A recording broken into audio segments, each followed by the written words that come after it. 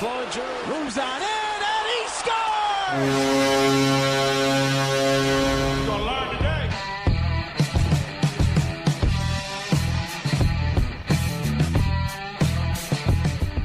Hello, folks, and welcome to another episode of the Pod Street Bullies. My name is Derek.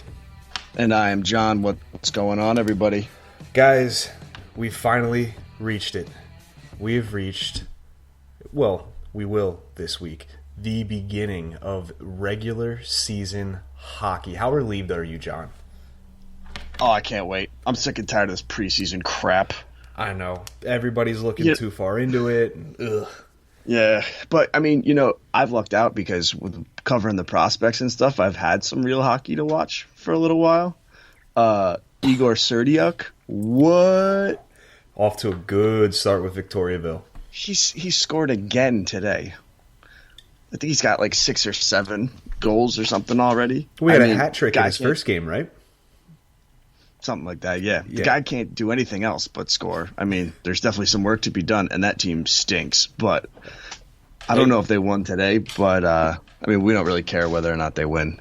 Yeah, but he's looking pretty good for a 6th round pick. Yeah, it's didn't we discuss that draft mentality Chuck Fletcher took with this draft? That little boomer bust, it's paid off. I mean, Roddy Ross too has been looking pretty good. Yeah, a little rough, kind of a rough go about it his last game, but that first game, 50 saves on 51 shots? Yeah, I'll tell you, man, he does a few more of those. Trade him. Stock's high, man. Hey, just sell him while he's hot. I like it. Well, to quit the dilly-dallying, we're going to get down to it, folks. We've got a couple games to recap. We've got some hot-button topics as well, with send-downs and a specific player who's out still week to week, and we can expect an update eventually, and something the coach said that we're going to delve into as well. But first, we're going to talk about the games that happened this past week. There was 2 of them. First game was against the Bruins. They lost in overtime. John, any kind of, what can you take from a game like that? I just don't care. I try throwing it on for a little bit, and I'm like, oh, this means nothing to me anymore. I want regular season hockey. I'm with you. I like to see the lines starting to kind of take shape, but we already knew what the top 6 were going to be, so it's like the bottom 6, there's going to be a lot of shuffling. For me too, dude, it's like I like watching the first couple preseason games because you get some of the young guys in there that you know aren't going to make the team. But then, like, I get to watch them elsewhere, so I'd rather watch those games than the preseason games, you know? Oh, for sure. And I think, you know, the overtime, it just sucks seeing them actually put up a fight and then lose it, you know, in any game, right. Preseason, regular season, whatever. I mean, here's the thing, though, man. I'd rather them put up a fight than sometimes last year. It felt like we were, you know, just throwing in the towel 10 minutes in. Oh, yeah. So, you know, I'm confident that mentality is not going to be accepted this year. So, no, not with AV. I can tell you that. But without anything really coming of the Bruins game, we get to the Rangers game from this past weekend as well, or last week. This past week. Good Lord. My apologies, folks. I'm still waking up. You'll be all right. We'll get through this together. But the Rangers game, tough game. It was a good game, and it ended up in a shootout, and they just didn't win. They just didn't win. We never win in the shootout. I know, but you know what I'm actually really upset about? What? Earlier that day, I can't remember who tweeted it out about how good he was at shootouts, but apparently Chris Stewart has a great record when it comes to shootouts. This set the stage for him to make the team. You know, this was, you can't write a movie this just poetic. This was going to be the time where Chris Stewart steps up, buries that crazy, you know, shootout shot, and everybody's like, he's going to make the team. He can do that all the time. They didn't even put him in the shootout. So it's I mean, do you think that he makes the team? If he makes the team, I think at this point it's as a 13th forward. I don't think there's a roster spot open for him in the actual lineup. Right. No, yeah, I mean, I could see that. You know, the argument could be made that maybe he makes the 4th line, but I think that they're looking to put some more kids on there. in keeping Twarynski and Bunneman, I think that message was made pretty apparent. Right. Which is great. I mean, and we'll get to those cuts later. We'll talk about kind of how the roster's taking shape here. But, yeah, I think it's tough, man. You never know. You can't sit here and say, well, I'm inside AV's head. I'm inside Fletcher's head. Like, no one knows exactly what's going on in those heads. Right. What? I mean, they could overvalue him, think he provides something that he might not actually provide. Mm-hmm. But, like, I don't know. I mean, story-wise, it would be great to see him make the team just because, like, he wants one more kick at the can. It would be great for him to come out and prove himself. But I just don't think he's shown enough to be like, all right, this guy deserves to make the team over somebody else. No, he excuse me.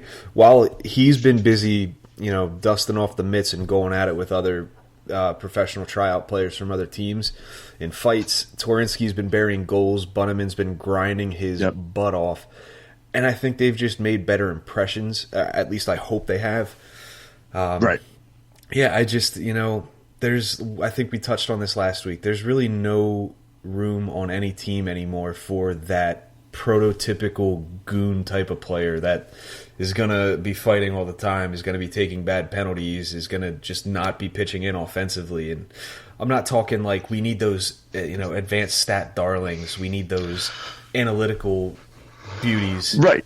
We just haven't seen enough. Yeah, exactly. And I'll be honest with you, man, 13th forward, like if there was somebody who I needed to replace an injured player or whatever, I'd rather them call up somebody else than have him, Yeah, there's plenty of call-up candidates, let's be honest. I mean, we're flush with talent down in Lehigh Valley.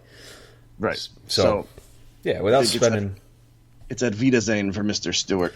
I think so. And how appropriate, since they're going to end up in the Czech Republic. That's German, but... I was going to say, I don't think they say at Wiedersehen. No, but I'm sure someone in the Czech Republic's German, so it kind of ties in together. Yeah, all right. We'll go with it. Yeah, but if we're going to backtrack a little bit to that Boston game, there was an interesting clip that of one of our followers on Twitter, Papa John. He actually sent it to us, and he said, "What do you think is being said here?" And it's the raw clip. There's no text to it. It's just a lip read. And it's AV, Vino, on the bench after the game, after the goal was given up by Brian Elliott. And you can clearly see that he's mouthing to one of the assistant coaches. He goes, "You can't win with goaltending like that. It's a 4-letter word that we're not going to be able to say on here." SH, fill in the rest. Yes, it's the equivalent of poop. I can't disagree. I really can't. And no. Yeah, preseason. Dude, it's preseason. I get that. But Elliott's got to wake up, dude. Yeah, he certainly does. You know what? I don't want to go too much into it about Elliott. You can have bad games, especially I'd rather have him in the preseason. But I still like that Vigneault has the balls to say something like this. I want these guys to be held accountable, and I don't want them to feel good when they screw up.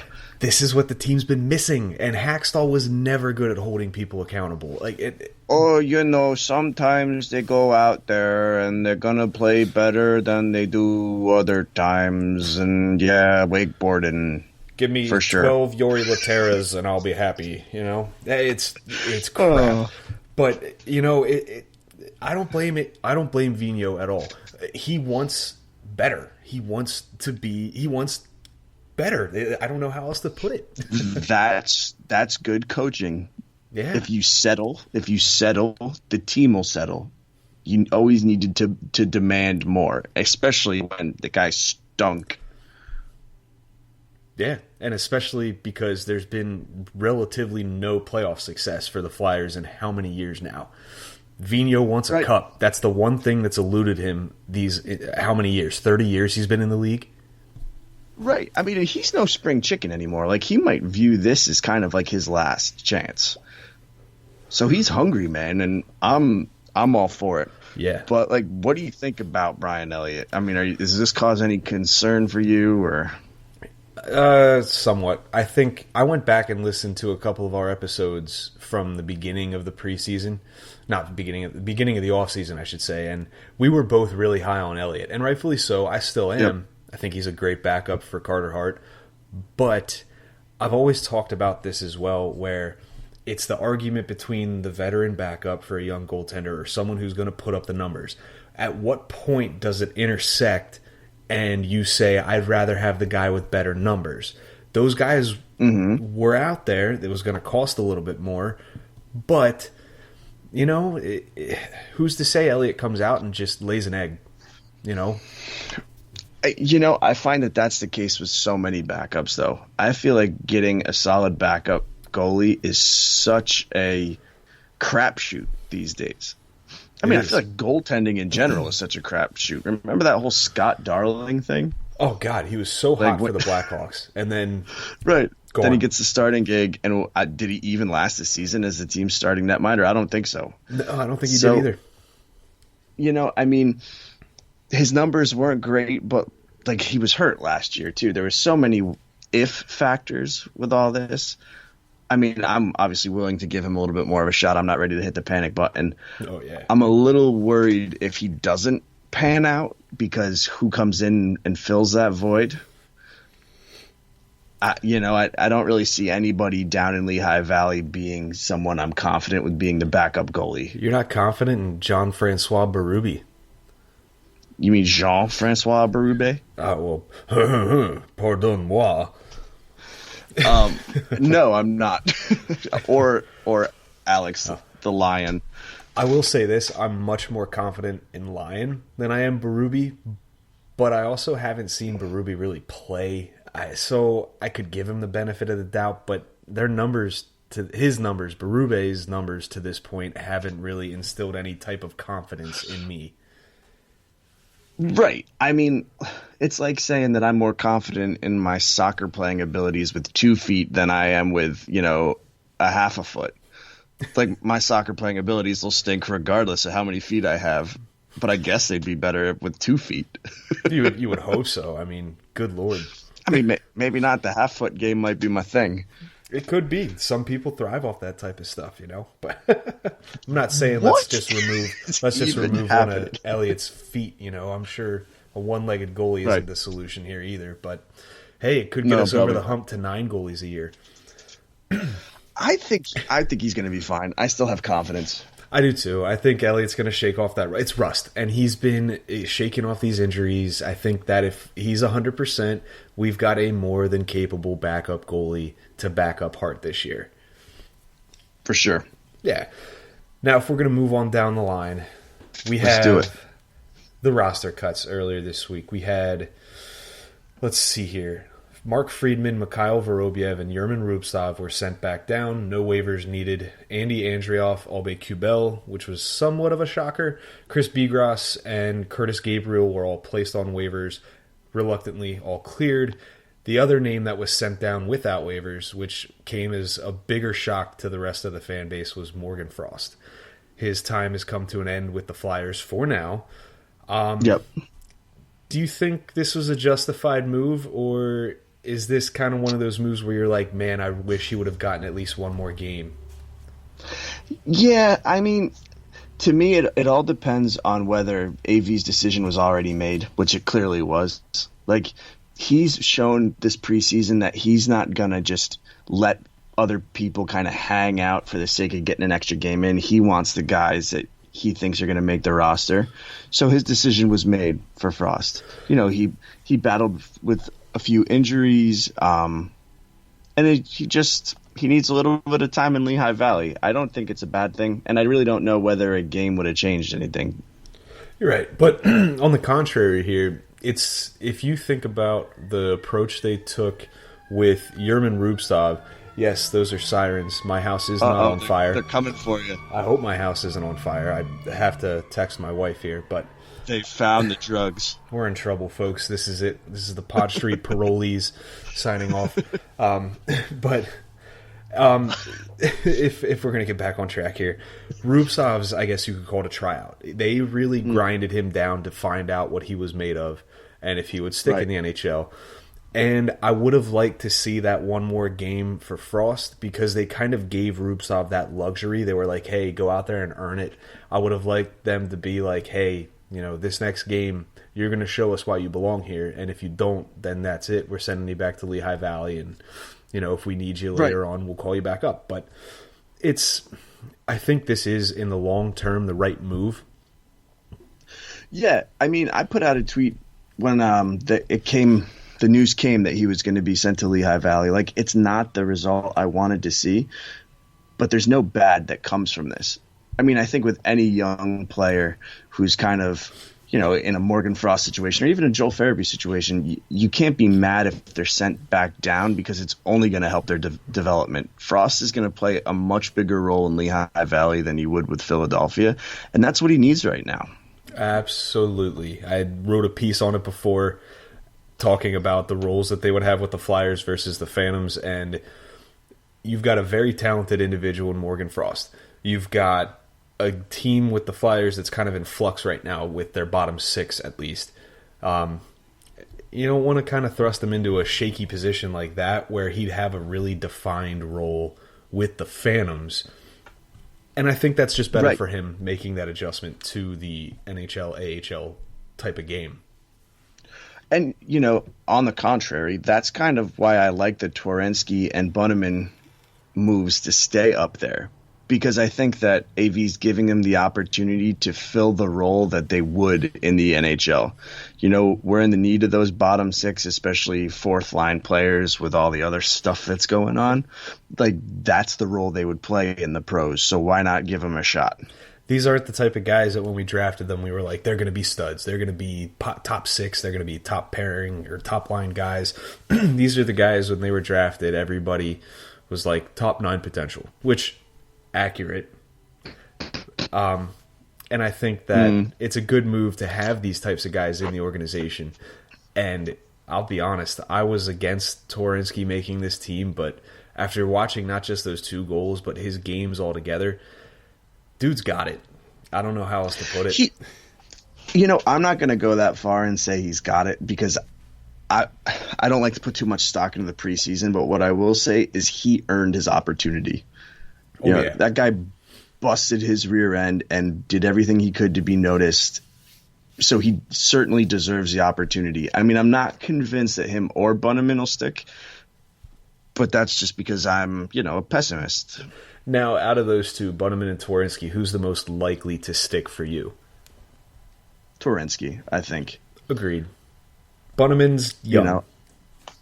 Right, well, Twarynski's young too. They're both young, but I think Twarynski's got a little more game experience, not by much, but a little more experience in the AHL. Whereas Bunnaman's his rookie year was last year. Twarynski's was as well. Right. Right. I don't know. Maybe I just sound stupid right now, but I don't. Twarynski just seems more adjusted. No, 100%. I think that it seems like his development will be best suited at the NHL level, where Bunnaman could possibly benefit from having a bigger role in Lehigh Valley, if that makes sense. No, you're exactly right. Whether you want to, there's those sirens again. But whether you want to admit it or not, there's a big difference in level of competition, style of play, and some players are just better at others at adjusting. Right. And, to this point, Twarynski's showed me that he's adjusted pretty well to the NHL level. Yeah. I mean, stick him on the fourth line and see what happens. And if it doesn't work, bring him back down. Yeah. I kind of would be upset if Stewart took that spot over him because of how hard Twarynski's worked and shown much more, in my opinion, than what Stewart has. But at the same rate, I'm not the coach. I honestly don't think Twarynski and Bunnaman would still be there if they weren't making this team. Yeah, they're not going to sit them. Right. At least not both of them, in my opinion. Yeah, I mean, I think they'll both make the opening night roster. Oh, yeah. And we're going to go into it next, but that bottom six is an absolute cluster. Yeah. Beep. The bottom six. Why don't we just start talking about the thing that's going to make the bottom six a migraine? Yeah. Tyler Pitlick's out for the season opener. Without joking, Nolan Patrick, the update came this past week that we've all been waiting for. We've all been just hanging on to by a thread, waiting for this news. He has a migraine disorder.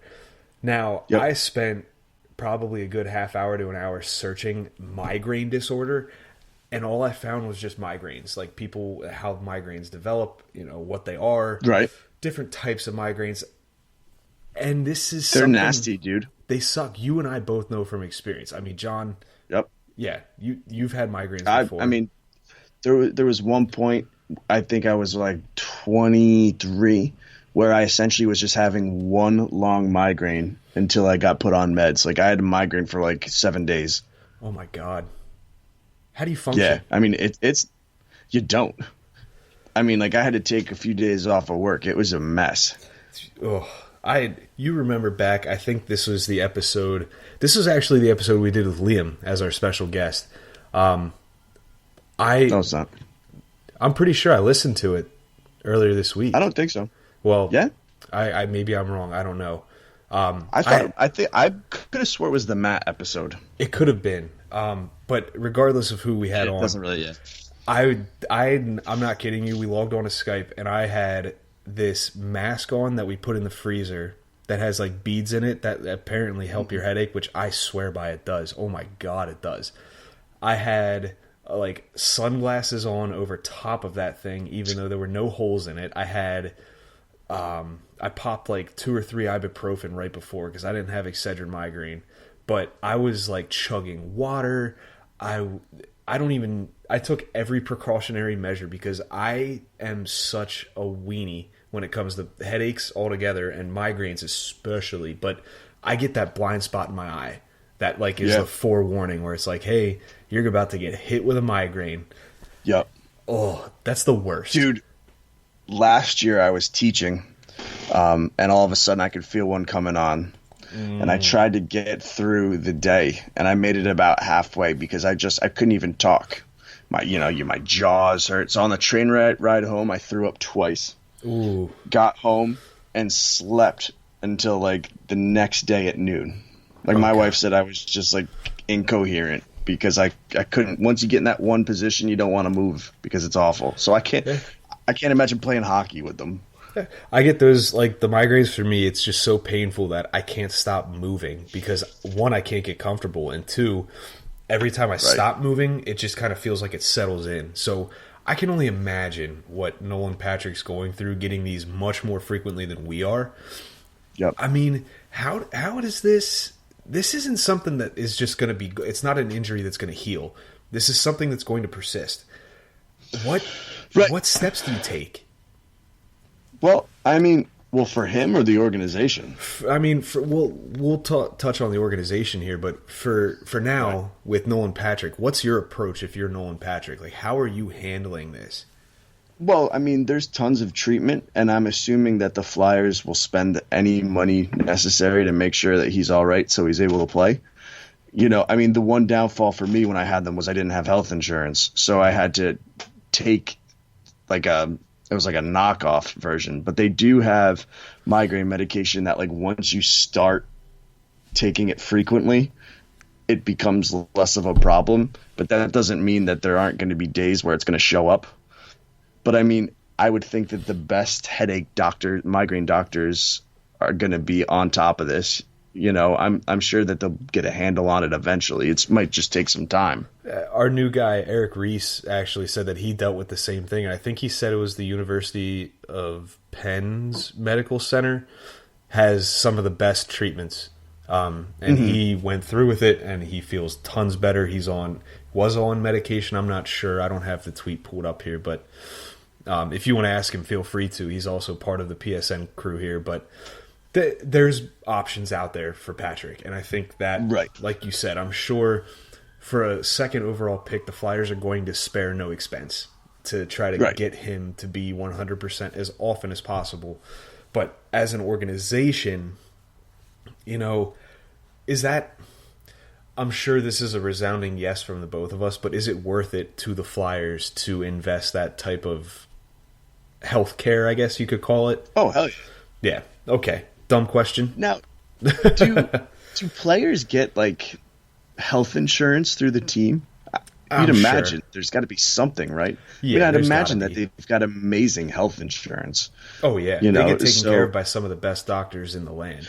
right. So I don't want to make it sound like this isn't a big deal because it is, and it sucks that he has them. But I do think, considering the position that he's in, he's going to be all right because the right people are going to look at him and treat him, and I believe he'll be able to afford the best treatment when it comes to this stuff.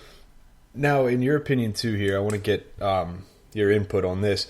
Does this kind of put a bind on Fletcher and the Flyers altogether? Because with something like this, it could pop up really out of nowhere. So it's Right. 5 o'clock on a Tuesday. You're playing the Colorado Avalanche, and Nolan Patrick shows up, and he's like, "Man, my head's throbbing."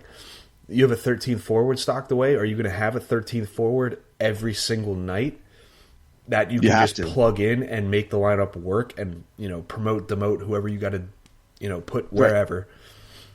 That's kind Yeah, of I mean, you have to, but the thing is, too, is it becomes so much more of a strategic move because it can't be someone like Chris Stewart because it's got to be somebody who's very capable of taking on a bigger role, but also someone that you can move up and down without having to worry about waivers.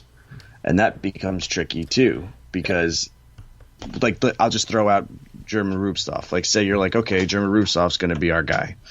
Well, then there's going to be nights where he's not playing, and that's not great for his development either. So, yeah, it's a really tricky situation to be in. Could it be something that the Flyers are forced to go out and get somebody that they could put into a position like that where they can send them up or send them down, bring them back up? Or is there somebody that you'd be willing to do that with on the Phantoms at this point right now? Like a Justin Bailey type from last year that he was constantly being called up, sent down, so on and so forth. I don't know, man.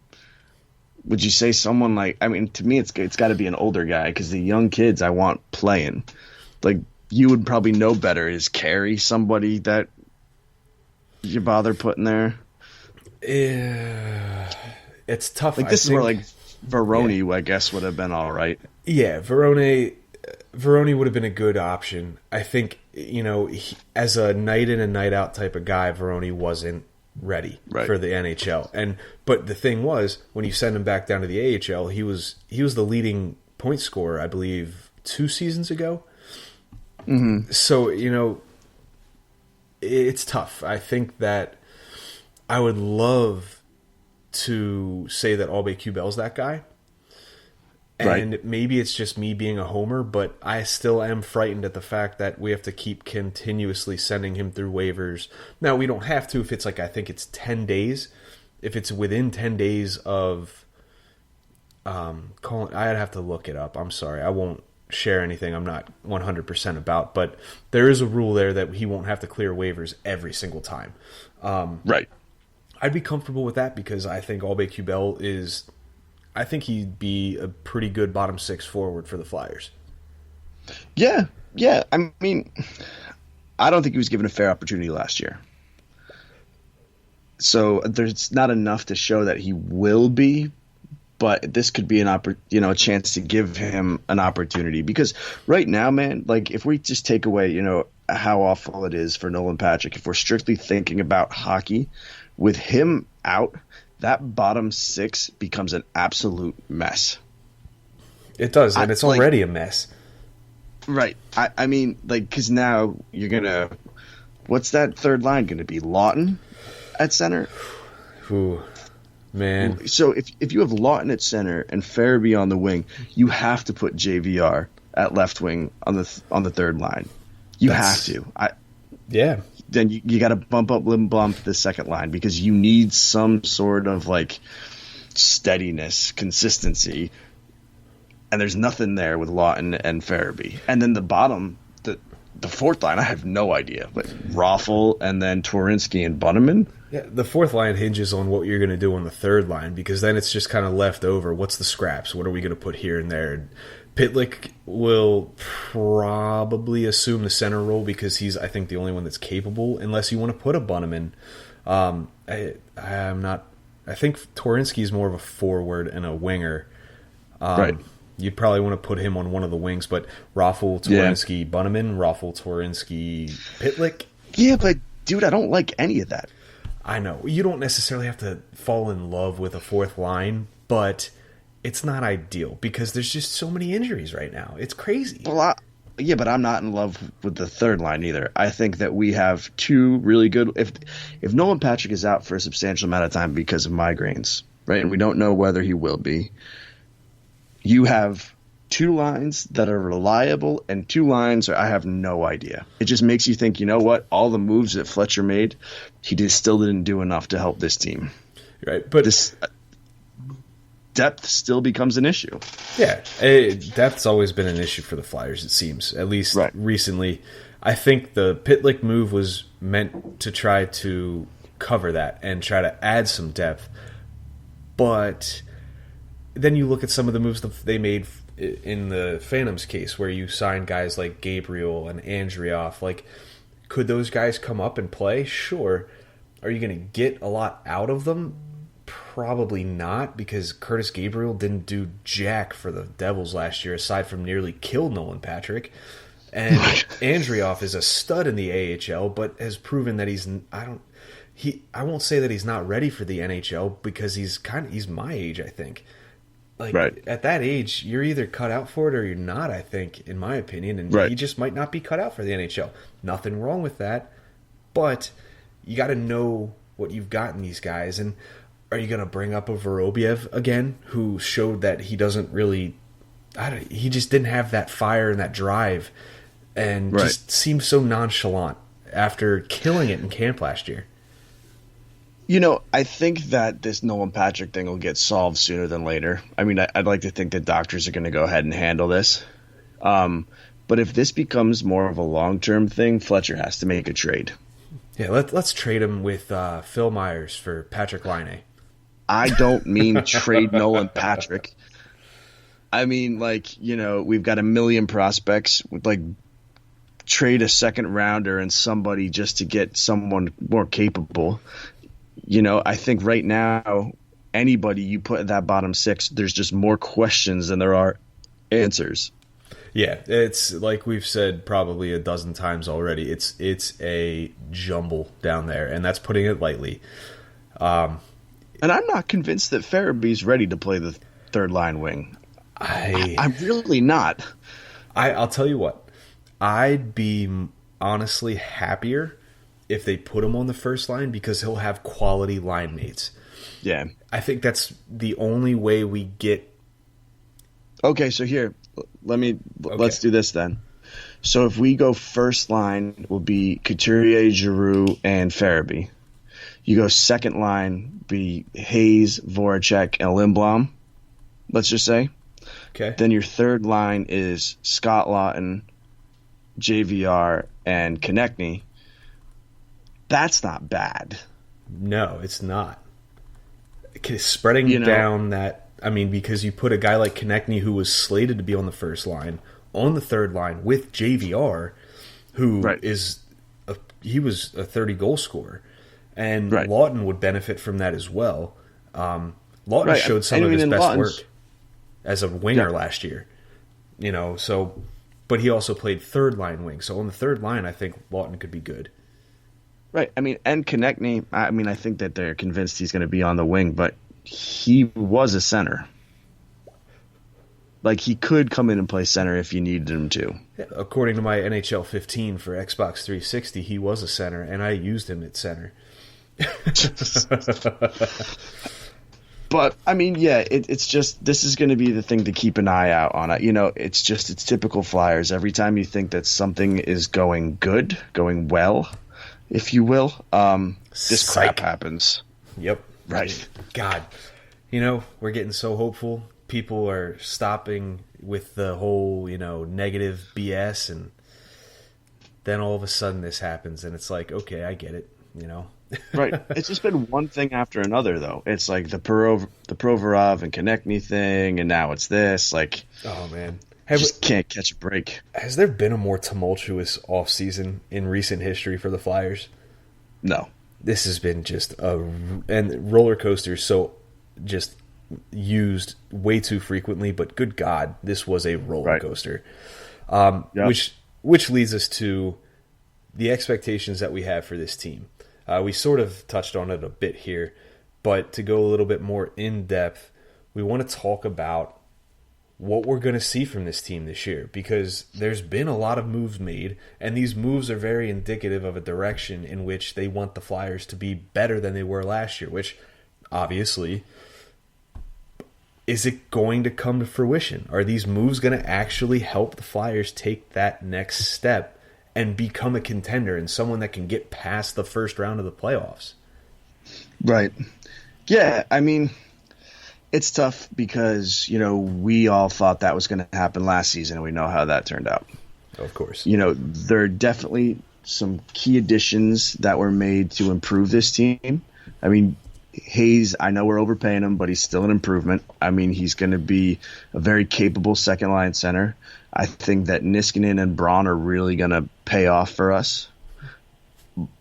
But, if we're assuming that Nolan Patrick isn't going to spend too much time out, I think that this team is going to make the playoffs in a divisional position. The Metro is an interesting division because there's a lot of question marks. Oh, yeah. Outside of Washington, I think Washington's the favorite to win the division because not much has changed there. They're still really good. What's Pittsburgh going to be this year? Are the Islanders going to be able to redo what they did last year? Carolina's another question mark. New Jersey made a lot of great improvements. What's going on with them in goal?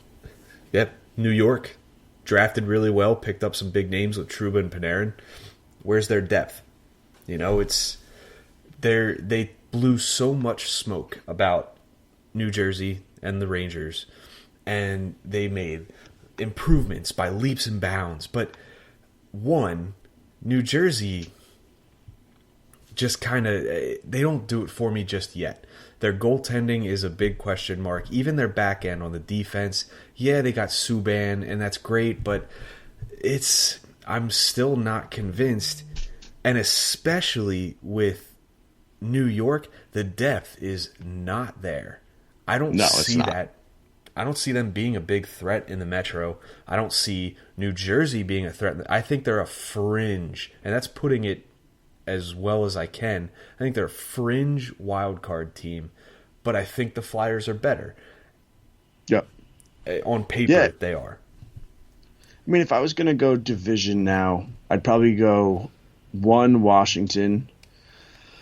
I'm probably going to go 2 Pittsburgh just because they're kind of like the Patriots. Just never count them out at this point. And then I'll go 3 Flyers. Do a little Pittsburgh and Philadelphia in the first round again because why not? And then I think that we'll have probably one of the wild card teams, whether it be New Jersey or Carolina. I agree with you. I don't think New York has it yet.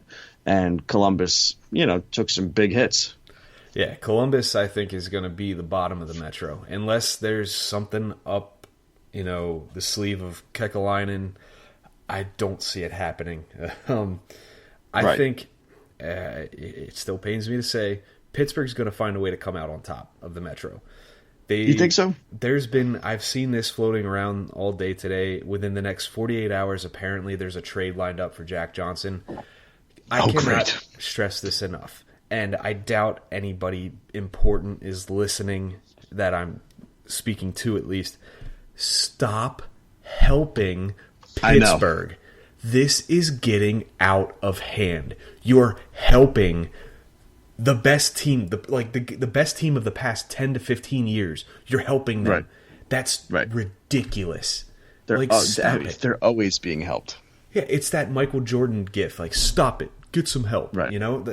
Come on, guys. But I think I'm going to flip-flop what you said and put Pittsburgh at 1, Washington at 2. 3, I don't think the Flyers are ready for a top 3 Metro spot. Who takes it then? That's the thing. I don't know. It could be Carolina making another crazy run like they did this past year. It could be the Islanders showing up again and proving everybody that last year wasn't a fluke. maybe New York proves everybody wrong and says we're good enough. New Jersey, yeah, but you got to put Philly in the same. Yeah, you got to put Philly in the same category as all those people, though. Like they have as good of a chance of making the third spot as the rest of them. Oh, you're right. I think they're definitely going to push for it, but I think it's a wild card spot. I think that the distance between third and fourth in the Metro is going to be minuscule. There's going to be a 1 to 2 point difference, and maybe it comes down to the last game of the regular season like it did back in 2010 against the Rangers. Bush came up big in the shootout there. Yep. Ride that wave of momentum. I'd love to see it, but all you got to do is get in. Yeah, and it's just so hard to tell because you've brought in so many new people, and you've brought in, honestly, in my opinion, to this point, the right people, because Niskanen has shown that he is able to execute that starfish move that McDonald couldn't, which is wonderful. I love it. But then you've got a guy like Justin Braun, who is Robert Haig, but much better. And thank God he is. They've made strides, and they've made the right moves, but now the injury bug is biting them way too soon. And we're going to find out a lot about this team from right out of the gate. How they respond to this kind of adversity and how they go from here. And that's, I think, going to be very telling of the Flyers that we see for the rest of the season. There's also no guarantees that either wild card position is going to the Metro if you look at the Atlantic Division. I mean, aside from Detroit and Ottawa, any of those teams could be playoff teams. I mean, Buffalo, it's like every year I'm ready to say, hey, this is the year for Buffalo. And then they Buffalo things again. But, I mean, Tampa, Boston, Toronto, Montreal, Florida got better. Florida got much better. Yeah, so these are all teams that should be playoff-worthy teams. Mm-hmm. So it'll be interesting. I mean, regardless of where the Flyers finish in their division, I do think the better teams are still in the Atlantic. So I think that it's going to be one of them representing the Eastern Conference in the Stanley Cup anyway. Yeah, you got to think Toronto, Boston, and Tampa are probably a shoo-in. Let's be honest. I mean, Toronto has retained most of the talent that they had from last year. Yep. Same as Tampa. And Tampa was one of the best teams we've had in recent history.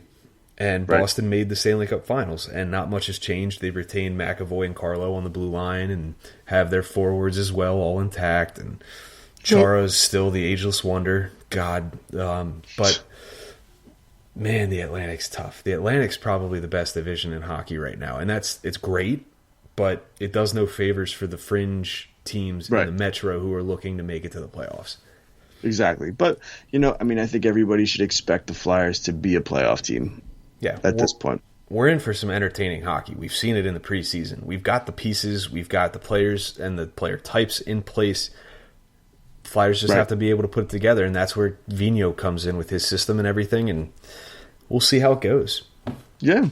All right. Should we do some Q&A? I'm ready for some Q&A. I just I've been slacking a bit and got to pull it up here, but once I get it pulled up like right now, we have our first question from Roger Watson, who asks, question for you, what is the system AV is using? It seems there's more pressure on the puck and different breakouts.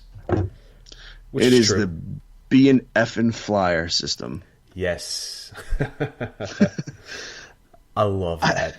God, I love that. No, I mean, I'm not really good with coaching systems or anything like that. But I mean, I think he kind of hits the nail on the head here. What do you have to say? I know that in his time with Vancouver and New York specifically, I don't know much about his time with Montreal, but he was very adamant about shot blocking. He was very adamant about transitions. Yep. And we're seeing that because you're sort of seeing some of these guys struggle a bit because it is a different system, and that's going to happen. But where they're struggling is where you see these changes being made. And by the end of the season, you're going to see a completely different team, I think, as what we've seen under Hackstall, which is a good thing. Right. And Vigneault's the guy that's going to do it because, you saw it just in the quote that he put out in an article by Jordan Hall at NBC Sports Philly. He says, if they don't like it, tough. I'm the coach. You're going to do it, you know? Right. And again, mentality, love it. I mean, he's got a very much like lay it all out on the line mentality. Yep. Like leave it all on the ice kind of thing. And I mean, I like that. That's what this team needs. Yeah, he threw it all on the table, and he's like, this is how it's going to be. And that's honestly the type of coach, personally, I've been wanting forever. Right. Well, hopefully that answers Roger's question to his satisfaction, and we move on to The Veil. He asks, is Coots the next captain on this team if/when G ever retires? We'll stop at that question. We'll get to the next part of his question after we answer this one. Is there another choice? I mean, not right now. I can't see one. No, I'm in agreement there. Yeah. I mean, there's nobody else. Yeah, Couturier is the next captain if Giroux ever were to leave or retire, and Couturier is still here. That's your captain of the Philadelphia Flyers. For sure. The next part of his question says, will Braun or Niskanen wear an A this season? That's difficult to answer. I'm going to say no. I'm going to say no, except, I mean, Vigneault might value Niskanen to the point where he's like, I would love you to be in a leadership role. You know, and if that's the case, then I could see him giving it. But it all really depends on like what his idea of an assistant or alternate captain is. Yeah, it's up to him. I think now, They're not Braun though. No, I don't think Braun does. And no knock on him by any means, but Nope. Niskanen's the guy to get an A if one of them gets the A. But you've got Voracek. I'm assuming Couturier as well. I'm hoping Couturier. Right. And then, honestly, I think if they're going to give another A out, it might be Provorov. Yeah. I don't know. I think he's got enough on his plate this year. Yeah, so maybe it is Niskanen. I mean, what other forward do you see? Are they going to give it to JVR? JVR. Maybe JVR. I mean, he's the only other option. Yeah, I mean, it's possible. I think that he'd be a good leadership guy in the locker room. You know, he's been around the league. He knows what to expect. But Niskanen does as well. I think it depends. Right. I always like when they give one to a forward and one to a defenseman. I don't know. I guess I was just like the optics to it. So, I mean, honestly, he would be my choice for a defenseman to have it. But absolutely. I'm with you there. Yeah. We get to our next question from Frank Carbone. Frank Carbone is a new listener, and thank you, Frank, for listening. We appreciate it. He asks, have you guys ever played hockey, and if so, what level? And this, I mean, nothing really, it is hockey-related, obviously, but insight-wise, I can tell you right now, I played a mean floor hockey back in college. I had 6 goals in one game. No big deal. Yeah. One time, me and my best friend Ronnie Beach in like the 6th grade put on our rollerblades and got some hockey sticks and played on the basketball court for like an hour. It's fun. I love doing it. I'd play with my actually play hockey. You call it that. I'd take her balls, our dog. I take the balls that we play fetch with, and I'll go down into our basement because it's concrete, and I'll hit the balls off the wall and have her chase it. Oh, I play hockey with my daughter down here. You know, we have the hockey sticks, and she's about as good as I am. But, I mean, the answer is no. Yeah, I don't have the money, to be honest. Right. Right. I actually do remember asking my mom when I was a kid, and she just, like, asked a friend, and she was like, how about soccer? Yep. My parents were like, how about T-ball? Do you like baseball? I'm like, I guess I'm going to have to now. Right. But no, he asked, it was not of malicious intent, obviously. We didn't take it that way. And he plays in a beer league, 40-plus talent.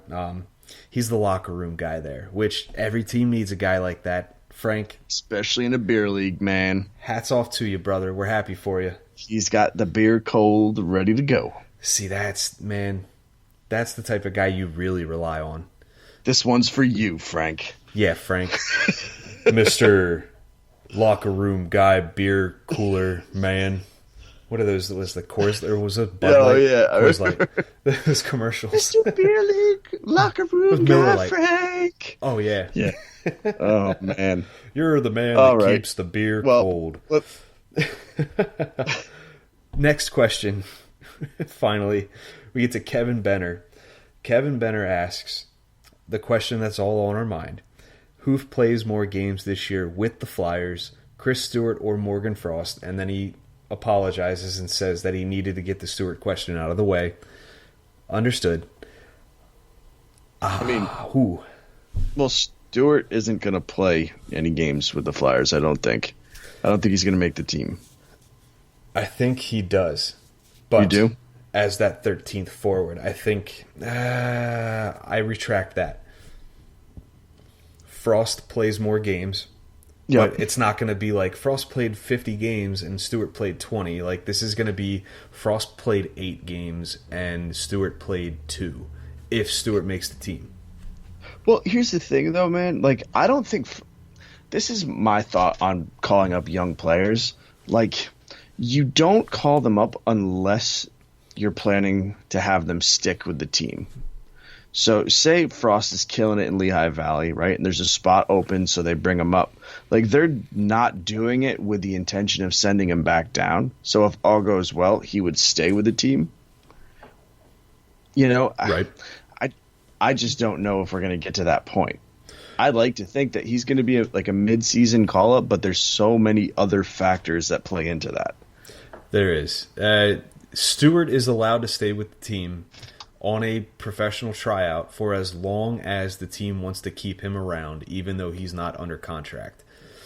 It's He basically can play games? No, not play games. If they don't sign him to a contract, he can't play games, but he can stay on that professional tryout, I believe, all season, if I'm not mistaken, which is interesting. I could see Fletcher doing that as like a little thank you. Yeah, it would be. It would be just you're going to hold the guy back from potentially going to another team.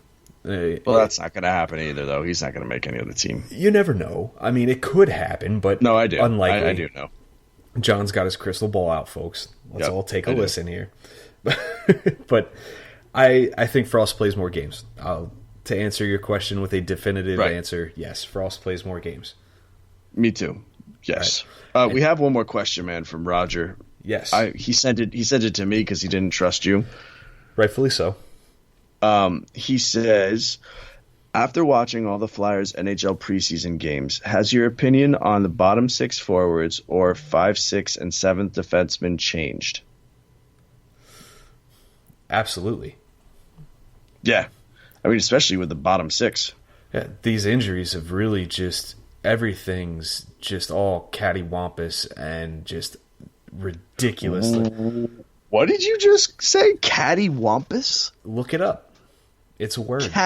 Cattywampus. Cattywampus. He sounds like a character from Alice in Wonderland. It's not, I can assure you. But All right, cattywampus is a word. That And is the most outlandish thing I've ever heard you say. You've, I've said some pretty weird things before. Cattywampus, definition, cockeyed, uneven, or not centered. So you could say it about, somebody who, like Crazy Eyes from Mr. Deeds, but No, I got you, Webster. You don't need to go any further with this. it's not Webster, it's definition-of.com. So, Okay. yeah. I could look it up on Urban Dictionary if you No, like. no, we're good. But So no, yes, your yeah. opinion has changed. Absolutely. I mean, the bottom 6 for sure. I mean, my opinion hasn't changed on the defense really, though. Yeah, defense, I'm still... The top 2 pairings are set. We know what they're going to be, or we know who's involved with those spots. The last pairing, the third pairing, I'm not sure that Myers is going to take that spot. And I hate He it. is. No, he is. Dude, I don't know, Shut man. up. Shut up. He is. All right. Just it's Okay. happening. Okay. Okay, we're moving on. Yes, we're going to move on because we're moving on to the ending, really. But thank you all for your questions. We appreciate it. And folks, to sum everything up with the Pod Street Bullies, we are very happy that hockey's happening because we're actually going to have more to talk about. There's going to be storylines developing, game recaps, what's happening with the Flyers, the Phantoms, everything. But for now, John, can you let these fine people know where they'll be able to find you on your social media platforms? You can find me at John P. Gove on Twitter. You can find my articles eventually at Philly Sports Network. Tomorrow I'm going to sit down and I'm going to put a standouts for September article for the prospects, just so people kind of get an idea who's doing what early on. But yeah, that's about that. That's a great idea. I like that article idea. Well, thank you. I'm going to do that too. I'm taking your ideas. No, I'm kidding. Make sure you check in. I will. I'll let you know. All right. But anyways, I'm Derek. You can find me on Twitter at PuckBobPSN. I also write for PSN as well. You can find my work there. You can find my sensual, soothing voice here on the Pod Street Bullies every week as well. And you can follow us on Instagram. You can, again, follow us on Twitter. You can you can hear our podcast, Spotify, Apple Podcasts, iHeartRadio. What's the other one? Pod Muncher? Is that what you were telling us last week? Pod Muncher, yeah. Yes. Make sure you got headphones in. Yes, definitely headphones. They're a must. YouTube as well. If you Just Google say goodbye, us, please. you're going to find us. But that has been it for the Pod Street Bullies, folks. And as always, have a wonderful week ahead, and let's go Flyers. Bye now.